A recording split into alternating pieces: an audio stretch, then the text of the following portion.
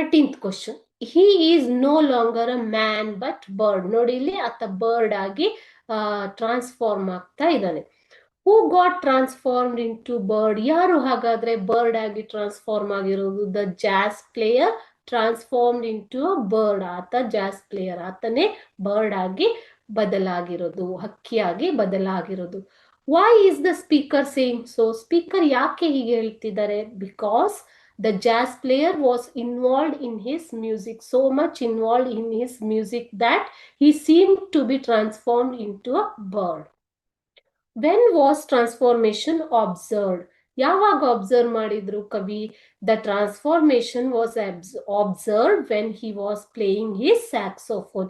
ಯಾವಾಗ ಆತ ಸ್ಯಾಕ್ಸೋಫೋನ್ ಅನ್ನು ನುಡಿಸೋದಿಕ್ಕೆ ಸ್ಟಾರ್ಟ್ ಮಾಡ್ತಾನೋ ಆಗ್ಲೇ ಕವಿಗಳು ಅದನ್ನ ಅಬ್ಸರ್ವ್ ಮಾಡಿದ್ದು.